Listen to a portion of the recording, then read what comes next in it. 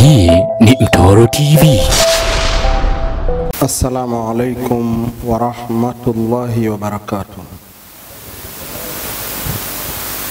Mheshimiwa mgeni rasmi, Naibu Kadhi Mkuu wa Tanzania, Mheshimiwa Shekhe wetu wa mkoa mwenyeji, Shekhe Walidi,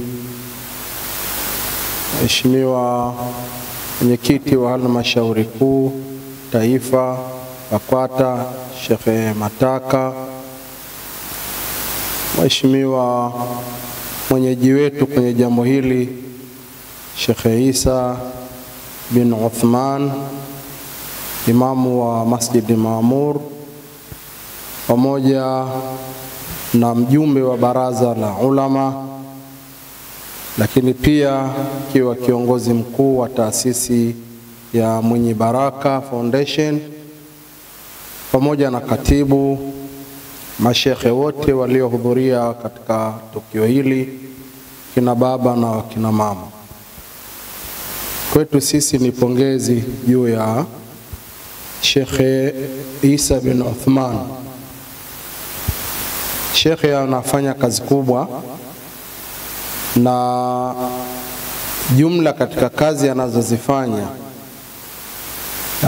ni miongoni katika usulubu da'wa. Ile da'wa ina vigawanyo vyake ambavyo miongoni mwavyo ni kuandika. Kuna watu wanapenda kusoma, kuna watu wanapenda kusikiliza, kuna watu wanapenda kuona vitendo.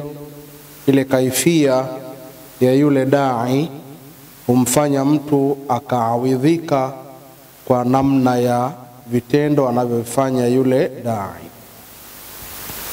Lakini wako watu wanapenda sana kutulia na kuangalia vitabu na kusoma na kuchanganua vitu mbalimbali.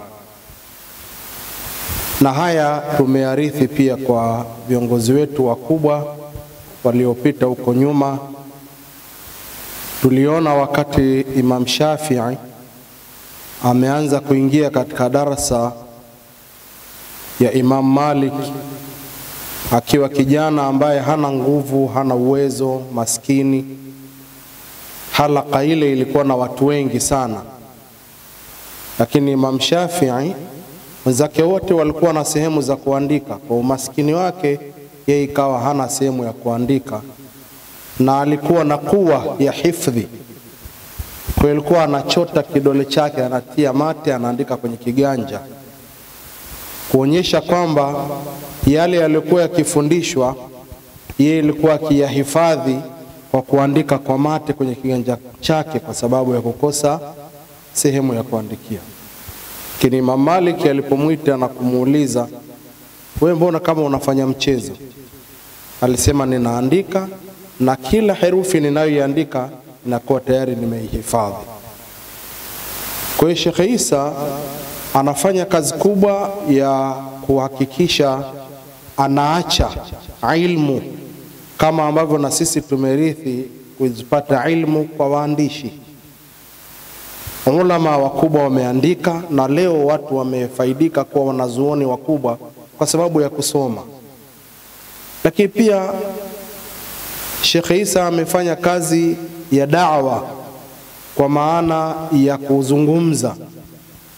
Ukiangalia kwenye mitandao utakuta falsafa kubwa anazozitumia katika kufikisha da'wa kwa mazungumzo, na mimi huyo amekuwa role model wangu katika zile hutuba zake fupi ambazo zinafahamisha.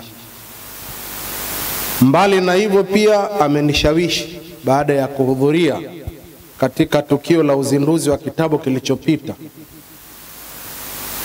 na hili wazo lilinijia hata mimi baada ya bwana mmoja, na hili nataka nimwambie Sheikh Walidi mwenzangu ambaye tulisoma kwa Sheikh Muhammad bin Sheikh Ayub.